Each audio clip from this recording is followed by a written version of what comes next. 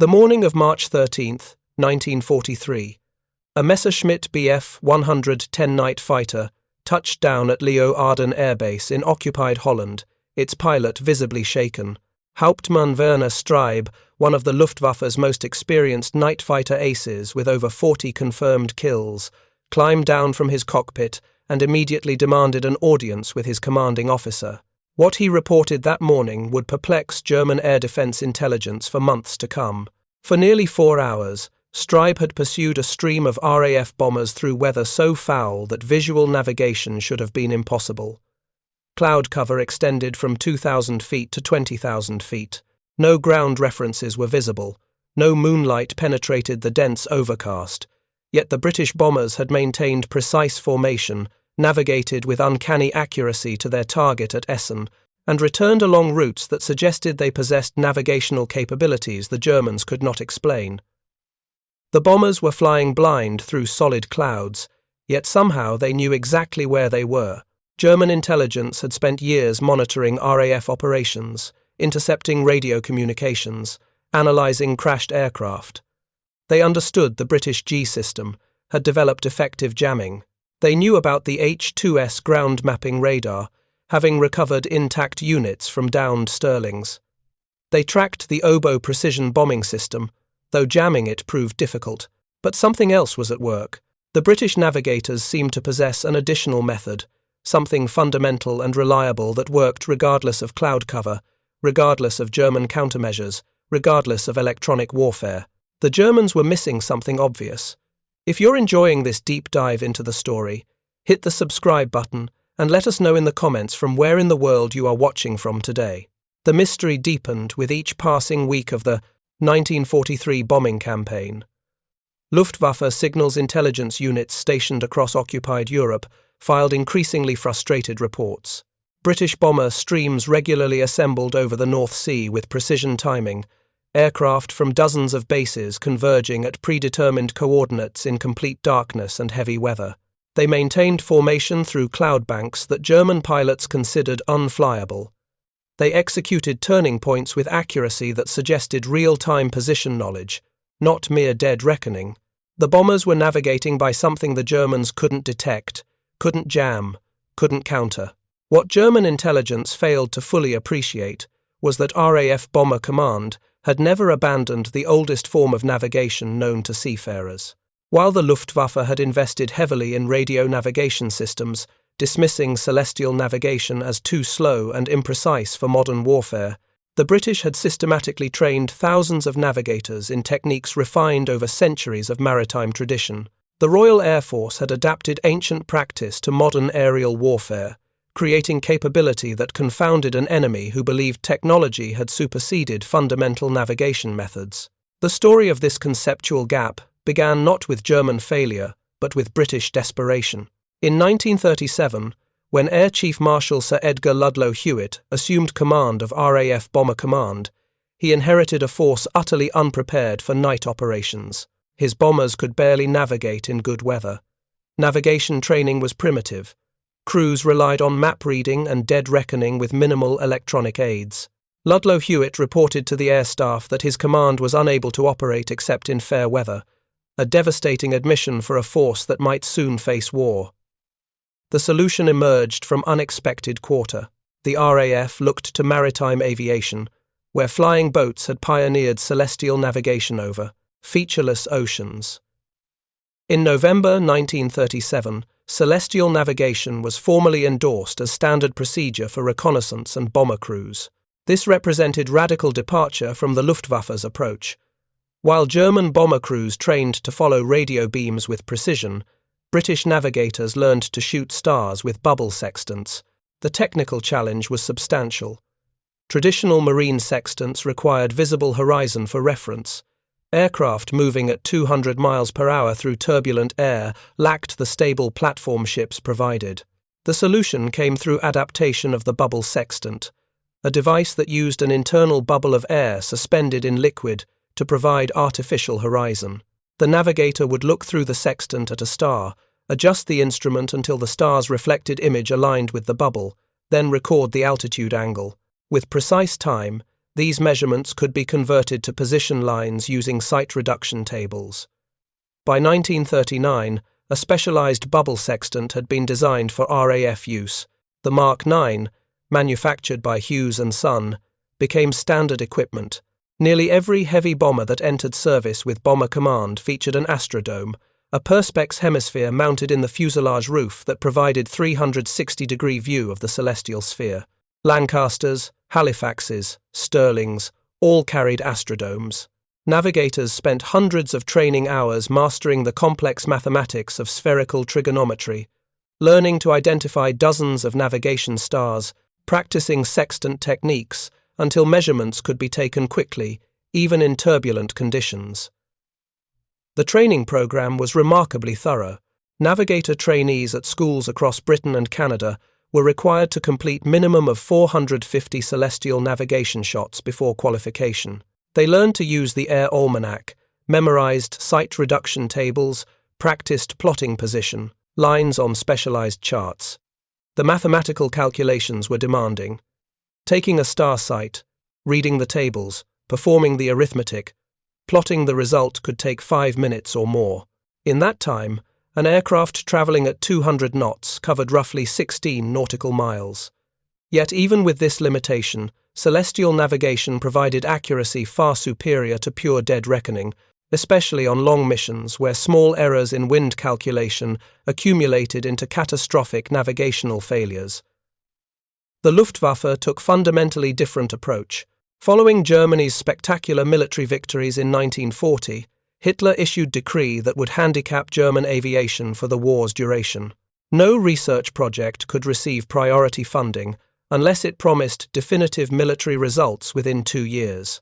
This administrative decision, born from overconfidence in swift victory, killed long-term development programs, including advanced navigation research.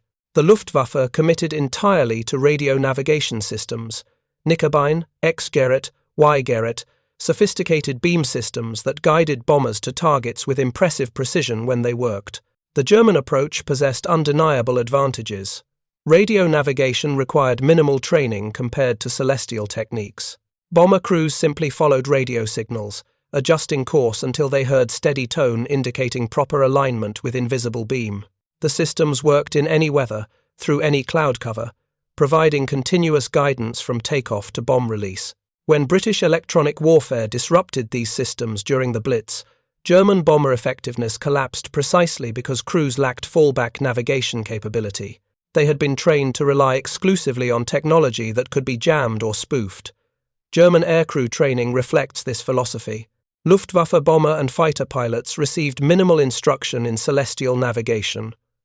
The techniques were considered obsolete, too slow for modern air warfare's tempo. Why train crews in complex mathematical procedures when radio beams provided instant guidance? The Luftwaffe's emphasis on technical systems, rather than fundamental navigation skills, would prove serious vulnerability, though German commanders did not recognize this until much later in the war. RAF Bomber Command, by contrast, created layered navigation system.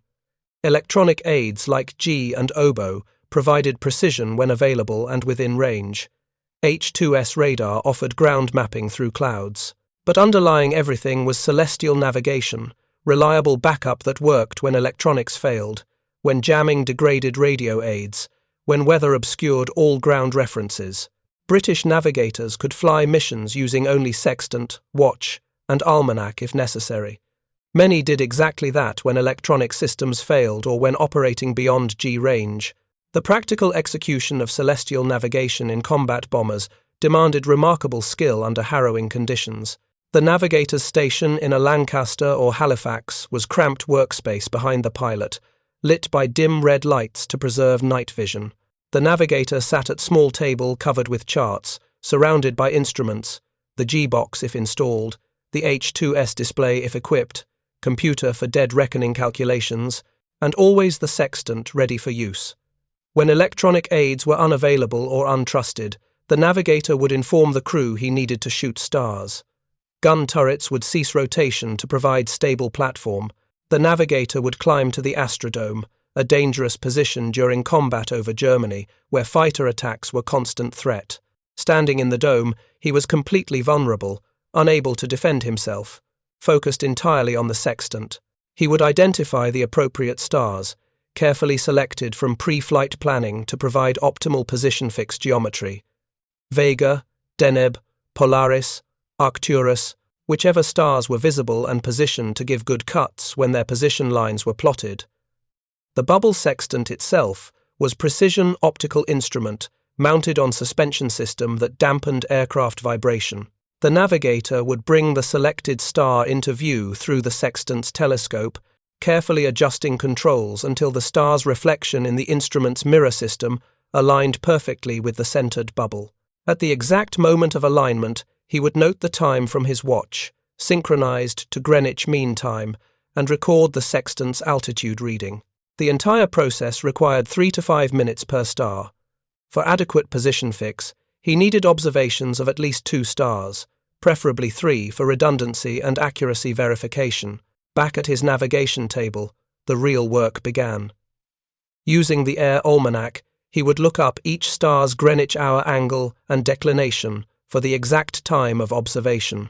These astronomical coordinates, combined with his sextant readings and assumed position, were fed into sight reduction tables, either the specialized aviation tables or the more comprehensive nautical tables used by the RAF. The calculations produced azimuth and intercept values for each star. These values translated into position lines on his chart. Where the position lines intersected was the aircraft's actual position. The mathematics demanded concentration under conditions that made focus nearly impossible. The bomber vibrated constantly from 4 Merlin engines. German flak burst around the aircraft, the concussions throwing the navigator against his table, scattering his papers and instruments. Night fighters prowled nearby, forcing violent evasive maneuvers while he tried to complete calculations. The temperature inside the bomber at 20,000 feet was well below freezing despite heated flight suits. Fingers went numb, making the delicate adjustments to sextant and dividers more difficult. Yet, the navigators persisted, performing these complex procedures under combat stress because accurate navigation meant survival, meant finding the target, meant getting the crew home. The Luftwaffe's failure to appreciate the effectiveness of this system stemmed partly from intelligence gaps and partly from systematic underestimation of traditional methods. German signals intelligence monitored RAF radio transmissions extensively, tracking G usage, noting when Oboe guided Pathfinder mosquitoes. They captured GI receivers from downed aircraft, analyzed the systems, developed jamming. They recovered intact H-2S units, studied the magnetron technology, began their own centimetric radar programs, but celestial navigation left no electronic signature to detect. It couldn't be jammed. It required no radio transmissions that Luftwaffe listening posts could intercept and triangulate. When German intelligence officers interrogated captured RAF navigators, they asked about electronic aids, about GI and Oboe, and H-2S. They wanted to understand the technology they were fighting, but they seldom inquired deeply about the bubble sextants and air almanacs found in the wreckage, dismissing these as obsolete equipment, perhaps used for training but surely not operationally significant in modern air war. The Germans looked for technological sophistication and missed the elegant simplicity of navigation by celestial observation. This conceptual blindness had operational consequences. Luftwaffe tactical planning assumed that heavy weather and cloud cover would severely degrade RAF navigation accuracy, particularly when operating beyond G range. German air defense commanders believed that bomber streams would struggle to maintain formation and timing through solid overcast, that British accuracy would suffer without visual ground references. They planned defensive deployments based on these assumptions, but repeatedly, British bombers demonstrated capability to navigate precisely, through conditions that should have scattered them hopelessly. The night of March 5th into 6th, 1943, provided stark example. Bomber Command launched major raid against Essen, primary target in the industrial Ruhr. Weather was appalling. Cloud cover extended from 1,000 feet to 25,000 feet over the entire route. No moonlight, no ground references visible anywhere. G was being heavily jammed by German transmitters near the target. Under these conditions, German planners expected the raid to fail. The bombers scattered, unable to concentrate their attack. Instead, the raid achieved remarkable success. Pathfinder aircraft marked the target with precision. Main force bombers, guided by combination of Oboe within its range, H-2S radar mapping, and celestial navigation where other aids failed, placed over 53,000 incendiary bombs and 900 tons of high explosives directly on the Krupp works. Reconnaissance photos showed devastating destruction in an area little more than 2 square miles. The Germans could not explain how the British had achieved such concentration through complete overcast. What the Luftwaffe intelligence analysts didn't fully appreciate was that while Oboe had guided the initial pathfinders, the main force navigators had relied heavily on traditional celestial navigation, combined with dead reckoning to reach the target area, using the pathfinder markers for final aiming. The bombers had flown through 700 miles of solid cloud, maintaining stream formation and timing by crews who could shoot stars through the very thin breaks in clouds at altitude, or who had obtained fixes earlier and updated positions through careful dead reckoning until they reached the target zone. The technique was ancient, proven over centuries of maritime navigation, now applied to aerial warfare with deadly effectiveness. If you find this story engaging, please take a moment to subscribe and enable notifications. It helps us continue producing in-depth content like this. The statistical evidence of RAF navigation accuracy grew increasingly impressive as 1943 progressed. Bomber command had been largely ineffective in the war's early years. The Butt Report of August 1941, analyzing reconnaissance photos of bombing results, revealed that only about 1/3 of aircraft claiming to have attacked their targets had actually placed bombs within 5 miles of the aiming point. The revelation shocked British leadership and drove urgent improvements in navigation, training, and technology. By mid-1943, after intensive investment in navigator training, deployment of electronic aids, and systematic integration of celestial navigation into standard procedures, bomber accuracy had improved dramatically. Attacks on cities now regularly achieved concentration sufficient to overwhelm fire services and cause genuine damage to German industrial capacity. The improvement stemmed from multiple factors: the deployment of Pathfinder Force with its specialized marking techniques, introduction of H-2S radar, expanded G and Oboe coverage. But underlying all these advances was Navigator Corps, trained to professional maritime standards in celestial navigation, providing reliable foundation when technology failed or was unavailable. The German response to improving RAF navigation took several forms, none entirely successful. Luftwaffe Signals Intelligence devoted enormous resources to monitoring British electronic navigation systems.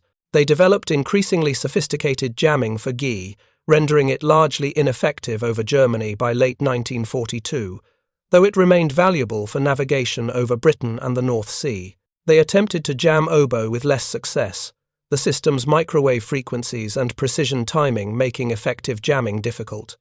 They captured and analysed every piece of British electronics equipment they could recover from crashed aircraft. But they never developed comprehensive counter to celestial navigation because they never fully recognised its continued operational significance. The Luftwaffe assumed that modern air warfare had moved beyond such primitive methods. They saw astrodomes as anachronistic features, bubble sextants as training equipment. They could not conceive that the RAF had successfully integrated 18th-century navigation techniques with 20th-century electronic systems to create robust capability immune to electronic warfare. The irony runs deeper. Germany possessed excellent celestial navigation tradition in its maritime forces.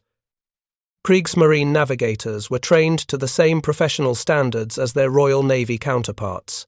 German U-boats used celestial navigation routinely for ocean passages, their navigators skilled with sextants and sight reduction. But this expertise never transferred to Luftwaffe doctrine. The two services operated in separate spheres, with minimal cross-pollination of techniques. The Air Force committed to technological solutions, while the Navy maintained traditional skills. Some individual Luftwaffe units did employ celestial navigation, particularly long-range reconnaissance aircraft and maritime patrol units operating far over Atlantic or Mediterranean. These crews recognized the value of backup navigation when beyond radio aid coverage. But the practice never became standard throughout the bomber and fighter forces. Most Luftwaffe aircrew lacked training in celestial techniques, leaving them dependent on radio navigation even when operating in regions where such aids were unavailable or unreliable. This dependency created vulnerability that Allied intelligence exploited. British electronic warfare became increasingly sophisticated as the war progressed. German radio navigation systems that had proven so effective during the Blitz of 1940 through 41 were progressively degraded by jamming, meconing, which was false beacon transmission, and other deception techniques. Luftwaffe bomber accuracy declined correspondingly. Without fallback navigation capability, German crews struggled to find targets when their radio systems were corrupted. The contrast with RAF operations, where electronic aids augmented but did not replace fundamental navigation skills, was stark. By late 1943, the strategic implications had become clear. RAF Bomber Command could operate in virtually any weather, day or night, with navigation accuracy sufficient for effective bombing. The introduction of radar bombing through complete overcast, combined with reliable navigation by celestial and electronic means, meant that British bombers were no longer weather-dependent. They could maintain pressure on German industry regardless of cloud cover, regardless of moonlight, regardless of German electronic countermeasures. The Luftwaffe's defensive planning, predicated on assumptions that weather would frequently ground or scatter British bombers, proved incorrect. The human dimension of this technological and doctrinal divide deserves emphasis. RAF navigators underwent rigorous training that produced genuine professionals. Navigation courses lasted months, demanded mathematical aptitude and attention to detail that weeded out many candidates. Those who qualified wore distinctive navigator wings with pride, understanding they were masters of complex craft essential to mission success. Their workload during operations was enormous. They constantly updated positions, calculated winds from drift measurements, monitored electronic aids, took celestial sights when opportunity allowed, advised pilots on courses to steer, logged every detail meticulously. In contrast, Luftwaffe bomber crews that survived early war operations found themselves increasingly relegated to defensive roles as the strategic initiative passed to the Allies. By 1944, the Luftwaffe's offensive capability had eroded severely. What bomber forces remained were committed to tactical support of ground operations or desperate attempts to interdict Allied logistics. Long-range strategic bombing, which required sophisticated navigation over extended distances, had largely ceased. The radio navigation infrastructure the Germans had relied upon was destroyed or overrun as Allied armies advanced. Luftwaffe crews found themselves operating without the technological crutches on which their training had depended, and lacked the fundamental navigation skills to compensate. The final phase of the European Air War demonstrated the strategic value of RAF's multi-layered navigation approach. As Allied armies advanced across France and into Germany following D-Day in June 1944, Bomber Command extended operations deeper into the Reich. Targets in eastern Germany, in Silesia, in what is now Poland and Czech Republic, lay far beyond range of British-based GI transmitters. Oboe coverage was similarly limited. H2S provided radar mapping, but required operator skill and offered limited precision. Celestial navigation became increasingly critical for these maximum range missions. Navigators shooting stars over the North Sea obtained accurate fixes before crossing the enemy coast. They updated positions periodically during the long flight across Germany, timing observations for moments when the bomber stream was relatively safe from fighter attack. The final approach to target might rely on H2S or pathfinder markers, but the navigation to the target area depended fundamentally on celestial techniques combined with careful dead reckoning. The bombers reached targets that German defences assumed were beyond effective British operational range. One particularly revealing incident occurred in February 1944 during a raid on Leipzig, a target deep in eastern Germany. Weather over the entire route was solid, overcast with tops, above 25,000 feet. G was jammed beyond usability as soon as the bomber stream crossed the Dutch coast. H2S provided limited utility in the featureless agricultural landscape of central Germany. Yet the bomber stream navigated over 700 miles, maintained formation timing, and placed concentrated attack on the target with accuracy that stunned German intelligence analysts reviewing the damage. Post-mission debriefs revealed the technique. Navigators had obtained excellent celestial fixes over the North Sea before crossing the coast. They had carefully calculated wind velocities from drift measurements and G readings while still within range of usable signals. Using these winds and periodic star shots through thin patches in the cloud deck at altitude, they had dead reckoned across Germany with cumulative error of less than 5 miles over the entire route. Pathfinder aircraft, equipped with Oboe-like systems that could reach to Leipzig's range, had marked the target. The main force had arrived at precisely the correct time and location, despite weather that should have made such precision impossible. German signals intelligence recorded the raid in detail. Luftwaffe controllers tracked the bomber stream by radar, noting its unwavering course, its precise timing, its apparent immunity to the weather conditions that would have scattered German formations. The after-action analysis concluded that the British must have deployed new electronic navigation system, perhaps extended-range variant of GWI or some other radio aid. The possibility that RAF navigators were successfully employing celestial navigation through 700 miles of clouds simply did not occur to the analysts. It seemed too primitive, too unreliable for modern warfare. The belief persisted even when evidence suggested otherwise. Crashed RAF bombers regularly yielded bubble sextants, air almanacs, and sight reduction tables. German technical intelligence photographed and catalogued these items, but they were filed as auxiliary equipment, perhaps useful for training flights or overwater navigation where electronic aids were unavailable. The idea that RAF crews relied on these instruments as primary navigation tools for missions over Germany contradicted German understanding of modern air operations. The cognitive disconnect was complete. Some German officers did recognize the value of traditional navigation skills.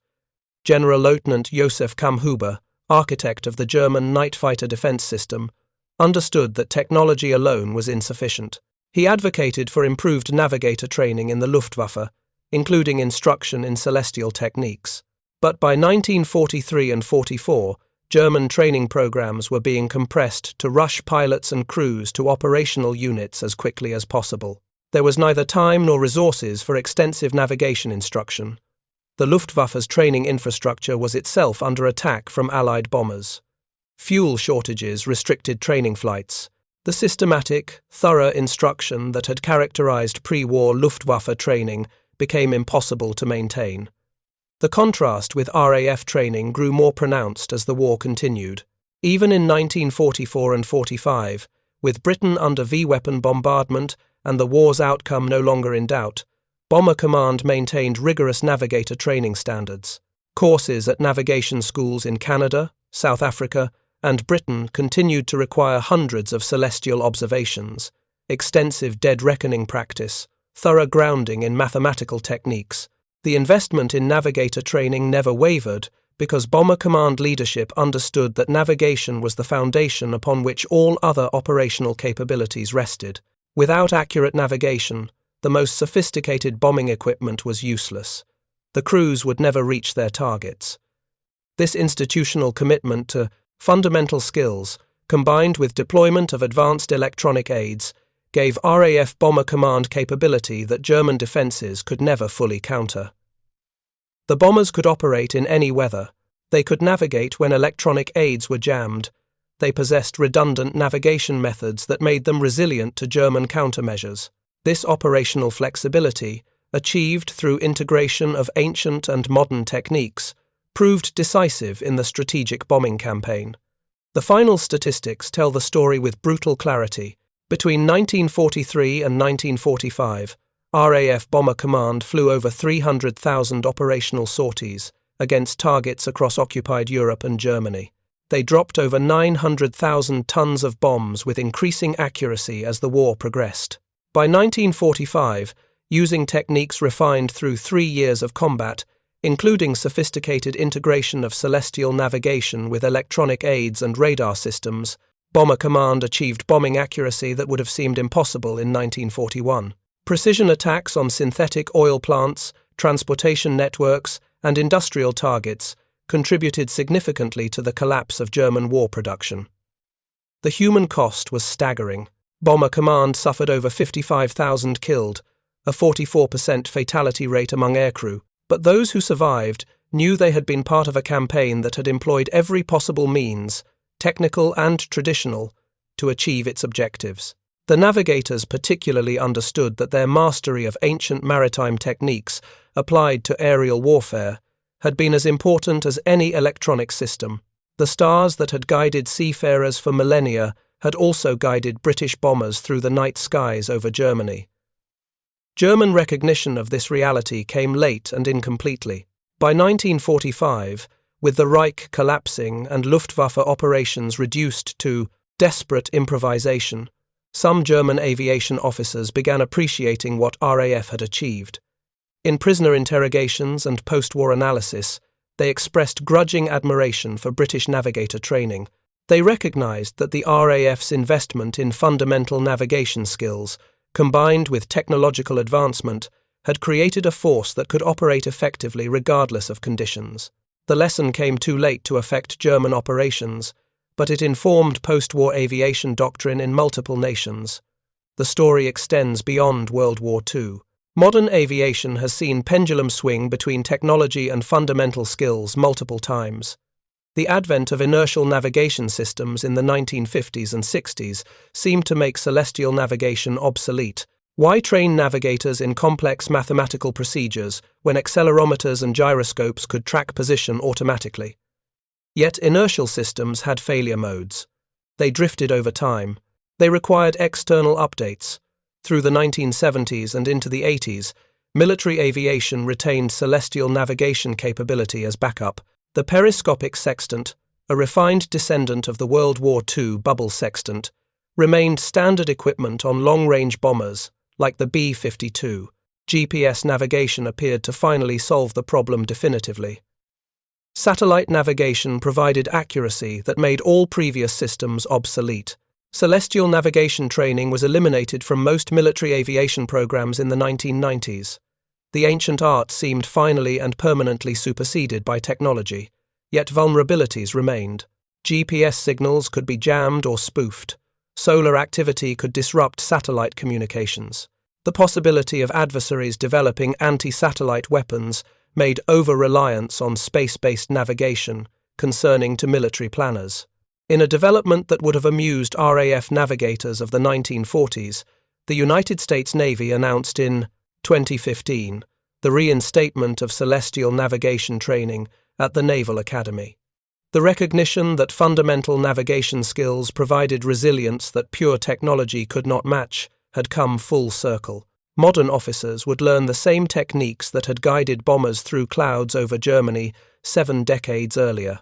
The sextant, whether handheld or periscopic, whether used aboard ships or aircraft, remained relevant precisely because it was immune to electronic warfare, independent of infrastructure, limited only by visibility of celestial bodies. The Luftwaffe's failure to maintain parallel capability during World War II thus stands as cautionary tale about over-reliance on technology. German aviation achieved remarkable technical sophistication in many areas. Their radio navigation systems were genuinely innovative. Their radar development, though ultimately outpaced by Allied advances, produced capable equipment.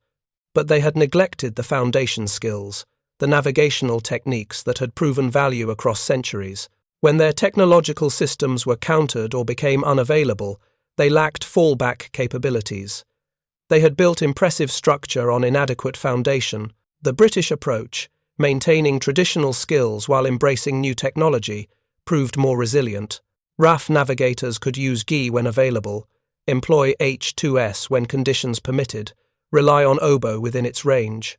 But they could also shoot stars through breaks in clouds, dead reckon with professional competence, and navigate by the oldest methods known to travellers when everything else failed. This redundancy, this layered approach to navigation, gave Bomber Command operational capability that could not be entirely degraded by any single German countermeasure. The psychological impact on German defenders was subtle but significant. Luftwaffe night fighter pilots and ground controllers, confronting bomber streams that maintained formation and timing through conditions that should have caused chaos, began to believe British capabilities were almost supernatural.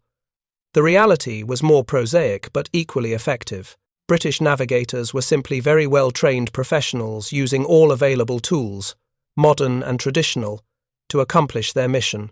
The mystique arose not from advanced technology but from thorough training in fundamental skills. In post-war analyses, German aviation officers acknowledged this advantage. They recognized that the Luftwaffe's training system, despite producing many individually skilled pilots, had failed to develop navigator specialists with the broad skill set RAF had cultivated. German crews could follow radio beams with precision. They could operate sophisticated equipment competently. But they lacked the deep foundation in traditional navigation that would have made them resilient when technology failed or was unavailable. The institutional knowledge that navies had accumulated over centuries had been maintained by RAF, but neglected by Luftwaffe, and that neglect had operational consequences. The broader lesson transcends aviation. Military organizations face perpetual tension between investing in new technology and maintaining fundamental skills. Technology offers apparent shortcuts, ways to achieve results without the lengthy training traditional methods require.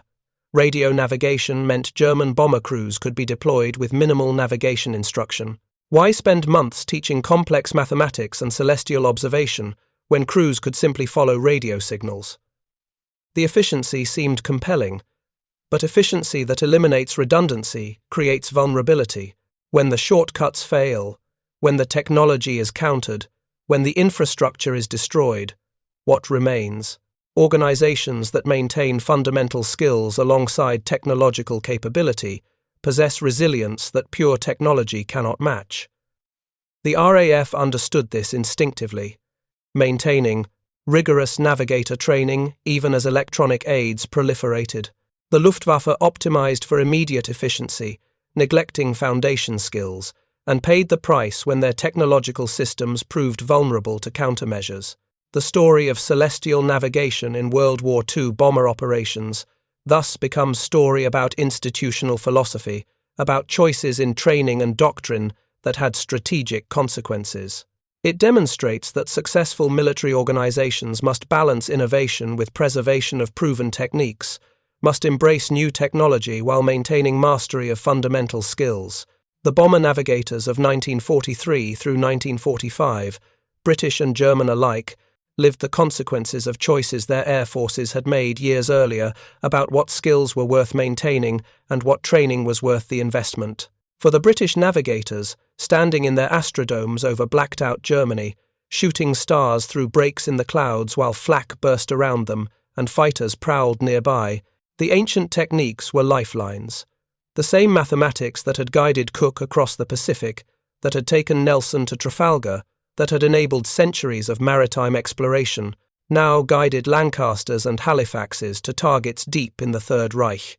The stars remained constant reference, immune to jamming, independent of human infrastructure, available to any navigator with sextant and skill to use it. The Luftwaffe, having dismissed these techniques as obsolete, found themselves fighting enemy who possessed capability they could not match because they could not even fully recognize it. They looked for sophisticated electronic systems and missed the elegant simplicity of navigation by celestial observation. They intercepted British radio transmissions and never heard the silence of stellar navigation. They captured British equipment and catalogued the sextants without understanding their operational significance. The cognitive gap was complete. The consequences were strategic. Thank you for watching. For more detailed historical breakdowns, check out the other videos on your screen now, and don't forget to subscribe.